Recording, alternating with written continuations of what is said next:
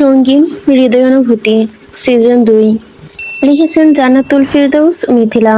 আপনারা শুনছেন গল্প বাই জান্নাত 01।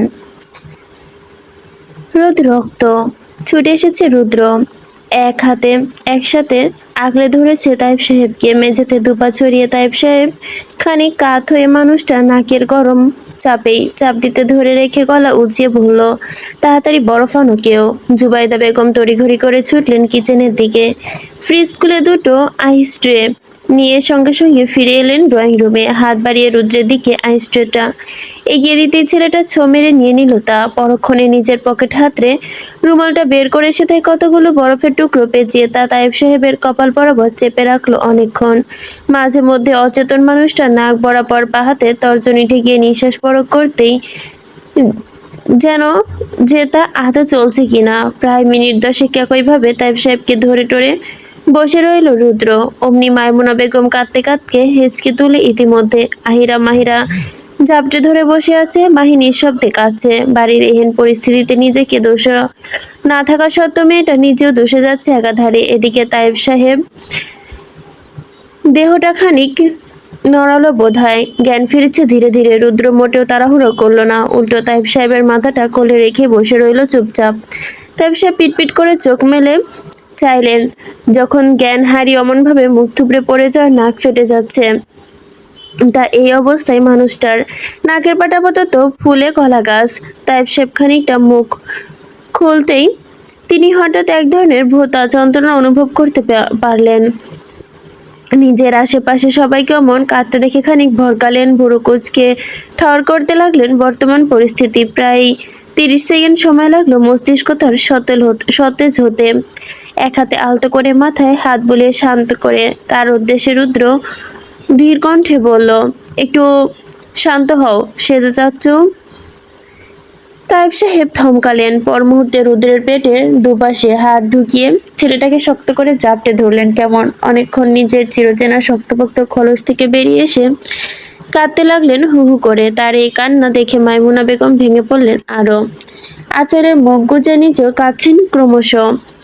কেঁদো না সে জব্বু, আমি থাকতে তোমার কিসের ভয়? হ্যাঁ, আমি বেঁচে থাকতে আমার বোনকে কেউ নিয়ে যেতে পারবে না। কেউ মানে কেউ না। ভেজা জুতোর পচপচ শব্দ তুলে হাসপাতালে ঢুকলেন তৌকির মির্জা। হনহনিয়ে ছুটলেন লিফটের দিকে। পরপর ব্যস্ত হাতে 7 তালার বোতামটা চেপে দাঁড়িয়ে রইলেন অস্থিরতায়। এর মধ্যে লিফটের দুয়ার বন্ধ হলো। প্রায় মিনিট 3 মধ্যেই তিনি পৌঁছে গেলেন 7ম তলায়। অতঃপর হন্তদন্ত পায়ে ছুটলেন মুগ্ধের ওয়ার্ডের সামনে। সে এক হাতে দরজার নব ঘোরাতেই ভেতরে ঢুকতেই মাহি ঝাটকা খেলো যেন। ওয়ার্ডের সামনে সে এক হাতে দরজার নব ঘুরিয়ে ভেতরে ঢুকতেই খানিক ঝাটকা খেলো তৌকির সাহেব। হতভম্ব চোখে তাকাতেই সম্মুখে ওয়ার্ডে উপস্থিত 2জন ডক্টর, 2জন নার্স। ডাক্তারের মধ্যে একজনের কপাল ফেটে রক্ত বেরোচ্ছে। লোকটা রুমাল চেপে বসে আছে নিচে ললাটে। আরেকজন কেমন হাত পা ছড়িয়ে বসে স্বচ্ছ টাইলসের মেঝেতে। অন্যদিকে নার্স দুটোর চোখে যেন স্পষ্ট ভয়ের ছাপ। তারা দুজনই কেমন জড়সড় হয়ে দাঁড়িয়ে ওয়ার্ডের এক কোণে। আপদমস্তক সকলকে একটু পরখ করেই ভেতরে ঢুকলেন তৌকির সাহেব। এদিক ওদিক নজর বুলিয়ে শুধালেন, পেশেন্ট কোথায়? মেঝেতে হাত পা ছড়িয়ে বসে থাকা ডাক্তার যেন এতক্ষণে হুঁশ ফিরল।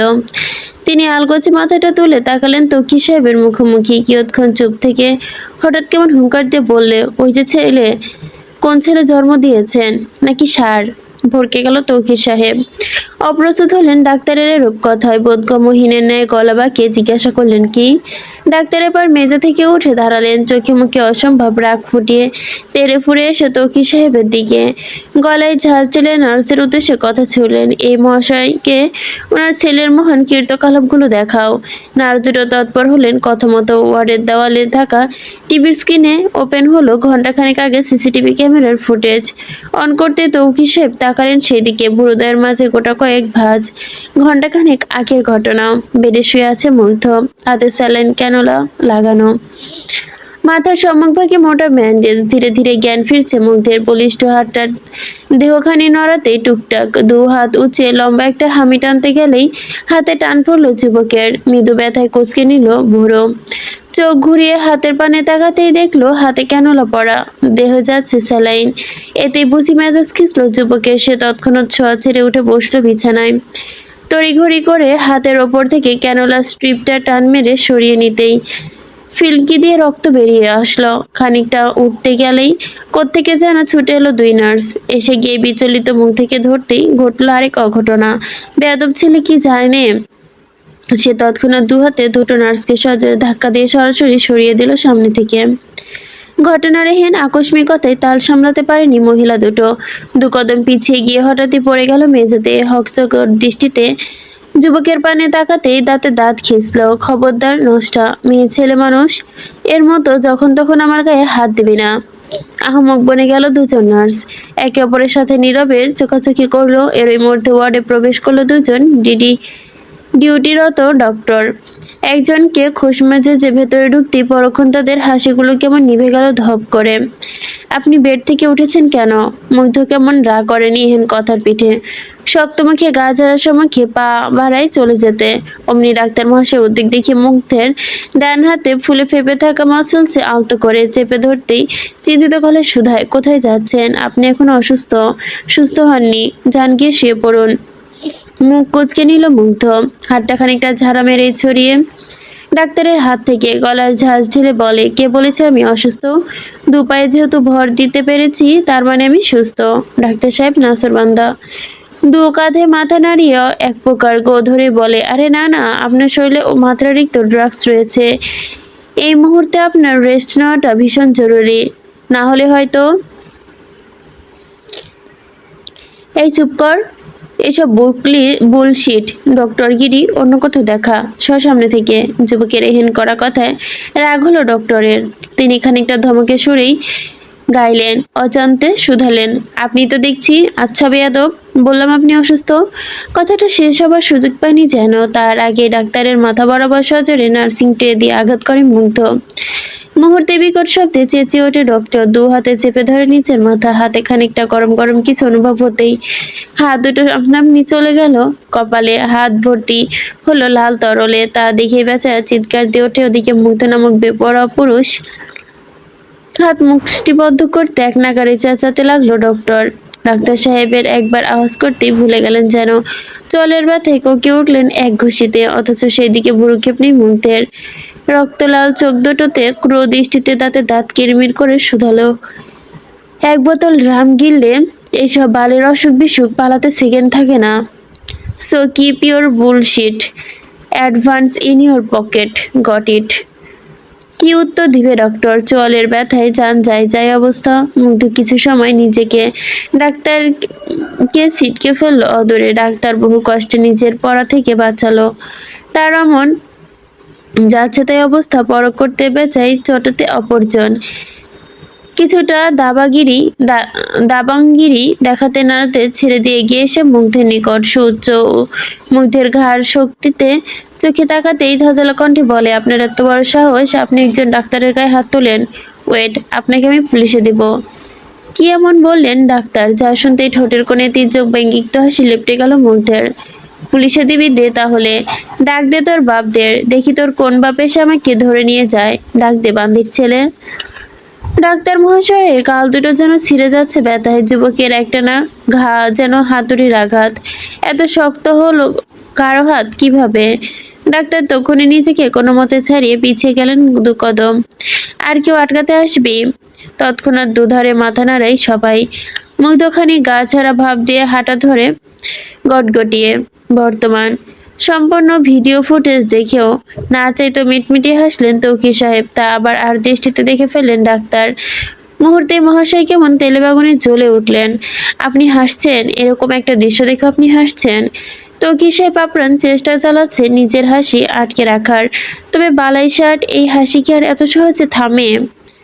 ব্যাগ গোছাচ্ছে রুদ্র। আলমারি থেকে একে একে অরিনের সবগুলো কাপড় বের করে এনে ঢোকালো ব্যাগের ভেতর। এদিকে অরিন জ্ঞান জ্ঞান করছে রুদ্রের কান বরাবর। সে যাবে না ডাক্তার সাহেবকে ছেড়ে অন্য কোথাও। রুদ্র মেয়েটাকে এক প্রকার কথার পাত্তাহীন করে নিজেকে উদ্যোগ দিয়ে ব্যাগপত্র গোছাচ্ছে। অরিন যখন দেখলো তার কুই তেমন কোনো ভুরুক্ষেপ নেই রুদ্রের।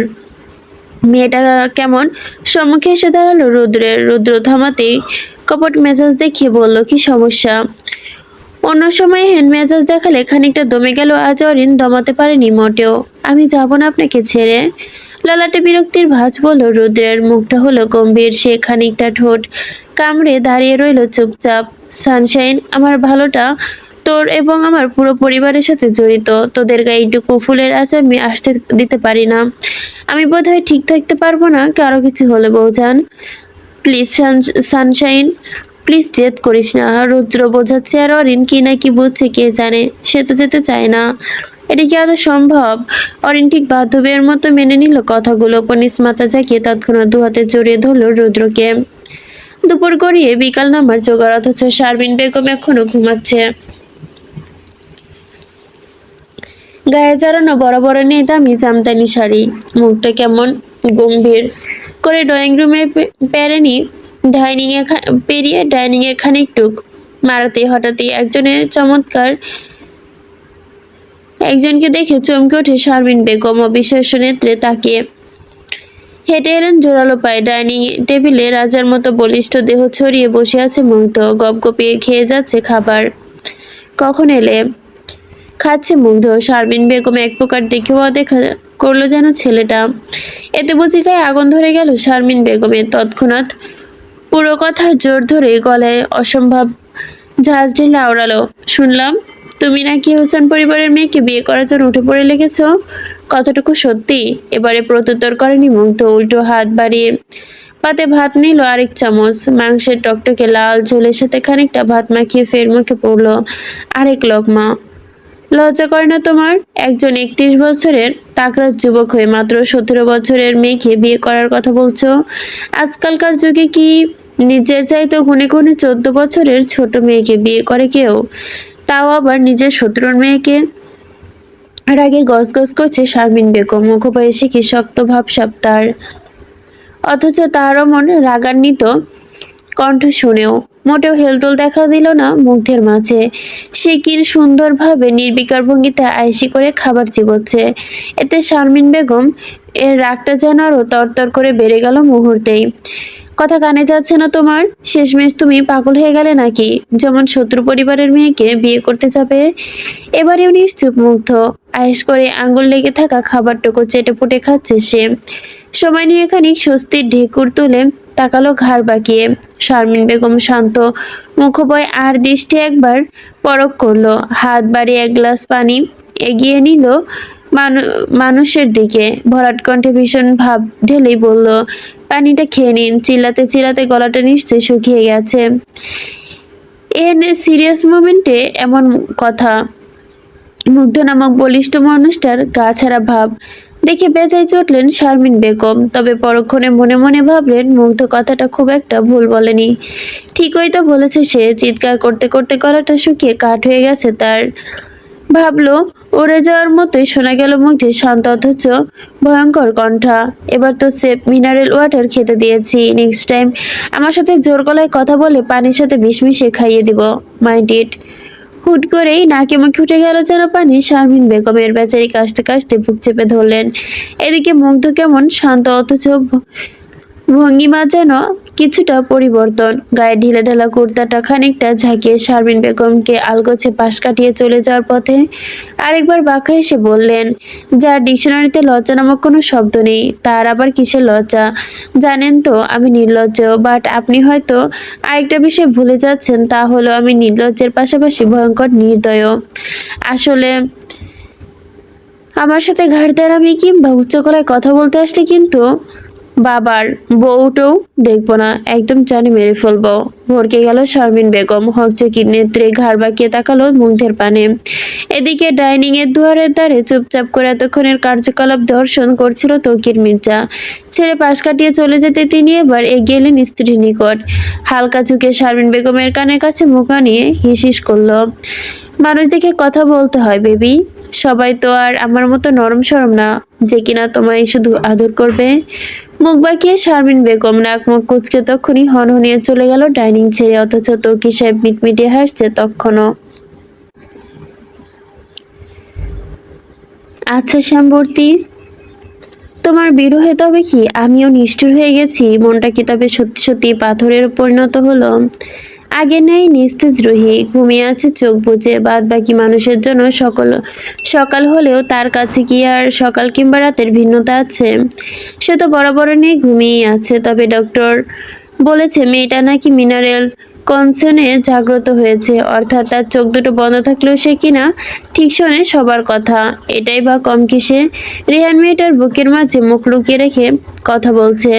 চোখ দুটো তার হাতও ভেজে কিনা কে জানে, তবে সে তার বলিষ্ঠ কণ্ঠ কাঁপতে থাকা বেশ স্পষ্ট। রেহান এখন সর্বক্ষণ মেয়েটার আশেপাশে থাকে। লোকেদের ভাষ্যমতে ইদানিং মশারাই ঘরকুনো হয়েছে মহাশয়। সারাদিন ঘুমন্ত রুহির কানের কাছে বসে এই সেই রাজ্যের কথা জুড়ে থাকে। কথা বলতে হয়তো নিজের বুকের ওপর জমে থাকা কষ্টগুলো খানিক লাঘব করার বৃথা চেষ্টায় তৎপর থাকে। বেশ কিছুক্ষণ একই ভঙ্গিমায় পড়ে থেকে রেহান রয়ে শুয়ে নিজের মাথা তুলে রুহির বুকের ওপর। রুহির শুকনো মুখ জোড়াতে তাকাতেই মেয়েটা বন্ধ চোখের কর্নিশ বেয়ে গড়িয়ে পড়ছে নীরব অশ্রু। রেহান তৎক্ষণাৎ উদ্বিগ্ন হতে হাত বাড়িয়ে তর্জনী দিয়ে মেয়েটার চোখের পানিগুলো মুছে দিল। আলগোছে ঠোঁটের কোণে ব্যথাতুর হাসি ফুটিয়ে বলতে লাগলো, তুমি কাঁদছো কেন সম্বর্তী? আমি কি তোমায় কষ্ট দিচ্ছি বলো? রুহি ধরাই উত্তর দিল। রেহান কিয়ৎক্ষণে একদৃষ্টে তাকিয়ে রইল মেয়েটার মুখ পানে। হঠাৎ করে ঠোঁটের কোণে তাচ্ছিলের হাসি ফেলে শুধালো, কে বলে আমি অভিনয় পারি না? এই যে দেখো না, তোমাকে আমার রাহিলকে বাঁচাতে প্রতিনিয়ত আমি অভিনয় করে যাচ্ছি। কি সুন্দর নিখুঁত অভিনয় জানি আমি শ্যামবর্তী। তুমি তোমার দেখলে নিশ্চয়ই অবাক হতে, হয়তো বলতে এ আমার রেহান নয়। কথাটুকু বলে আনমনে হাসলো রেহান। সময় নিয়ে দুহাতে চাপটে ধরলো রুহিকে। কিয়ৎক্ষণ হাসতে হাসতে হঠাৎ করে হাসিটার বদলে হু করে কান্নায় রূপ নিল। রুহির বুকের কাছটা অংশ ভিজে গেল ক্রমশ। রেহান তার নীরব অশ্রু ঝরাচ্ছে। শ্যামবর্তীকে আঁকড়ে ধরে নিচে নামে একের পর এক বিচা দিয়ে যাচ্ছে, অথচ রুহি কেমন চুপ করে আছে। আগে ন্যায় সুস্থ থাকলে মেয়েটা তক্ষুনি দুহাতে জাপটে ধরতো রেহানকে। তবে আফসোস, আজ রেহান কাঁদলেও তাকে থামানোর জন্য রুহি ওঠে না, কখনো চুপ থাকতে বলে না। রেহান কাঁপছে, চাপা কান্নায় বুক ভাসাচ্ছে শ্যামবর্তীর বুকের বাঁধনে। তোমার বিরহে আজ 3টে সপ্তাহ হলো শ্যামবর্তী। নিষ্ঠুর হওয়ার 3টে সপ্তাহ, কঠিন মনোবে পরিণত হওয়ার 3টি সপ্তাহ, দেখা অভিনব কৌশল নাটকে অভিনয় করার 3টে সপ্তাহ। আশ্চর্য, সবাই সবটা না জেনে বুঝে আমায় দোষারোপ নিষ্ঠুর ভেবে যাচ্ছে। তোমার বিরহে আমি শূন্য, যেখানে আমার সকল অস্তিত্ব তোমায় ঘিরে। আর তুমি নামক অস্তিত্বটা যেখানে ঘুমিয়ে আছে নীরবে, সেখানে তারা আমায় নিষ্ঠুর বললে কোন সাহসে? আমার সকল আনন্দ, হাসি, ভালোবাসা সবটাই তো এখন ঘুমন্ত বউ। ভীষণ ভীষণ ভীষণ ঘুমে ঘুমন্ত। বুক ফাটা আর্তনাতে মত্ত রেহান। এরই মধ্যে তার কর্ণ করে ভেসে এলো উচ্চ কণ্ঠ, ছোট স্যার, ছোট স্যার। গোলাকার লিভিং রুমে দাঁড়িয়ে হাঁক চুলছে বাড়ির কাছের লোক শাহিন। মধ্যবয়স্ক মানুষ, মলিন হয়ে আসা শার্ট প্যান্ট গায়ে জড়িয়ে, গলায় ঝুলিয়ে লাল সাদা গামছা। ছোট স্যার, ও ছোট স্যার। এত এত হাঁকাহাঁকিতে বড্ড বিরক্ত রেহান। কে যেন তার ঘরের দরজা খোলা রাখতে গিয়েছিল, কে জানে। রেহান এবার চাইলেই জবাব দিল না, পড়ে রইল শ্যামবর্তীকে চাপটে। তবে আবারও শোনা গেল একই ডাক। না পারতে ধুপধাপ পা ফেলে দোতলার সরু বারান্দায় ঘেঁষে দাঁড়িয়ে ঝাঁঝালো কণ্ঠে বলল, কি হয়েছে শাহিন? এত হাঁক ডাক কিসের?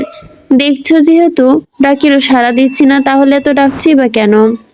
শাহিন মিয়া পুরাতন লোক এ বাড়ির। সে জেদে প্রত্যেকের সাথে সখ্যতা বেশ পুরাতন তার। রোদ বাবা আসছে, ভেতরে এবার কমো। হক চাকায় রেহান হতবাক নেত্রে তাকায় শাহিনের মেয়ার দিকে। মনে মনে ভাবলো, রোদ হঠাৎ সকাল সকাল তার বাড়িতে কেন? সে তো কাল তাকে কল দিয়েই বলে দিয়েছে সে চাইলেও এখন কারোর সাথে সফট বিহেভ করতে পারে না। অ্যাটলিস্ট বাদবাকি মানুষের সাথে ভালো করার চেষ্টা করলো, সেক্ষেত্রে রোদের মুখোমুখি সে কিভাবে? আর ভাবতে পারলো না সে। হকচকিতে যে না কিছু বলতে যাবে, অমনি তার দৃষ্টি থমকে গেল সদর দরজার দিকে, যেখানে 2 হাত পকেটে গুজে দাঁড়িয়ে রোদ অনিমেষ চোখে তাকিয়ে রেহানের দিকে। কেন এসেছিস? রৌদ্র মনও খানিকটা চুপ থেকেই তার দিকে তাকিয়ে পা বাড়ালো সম্মুখে, গম্ভীর মুখে আওড়ালো, আমি বুড়িকে দেখতে এসেছি।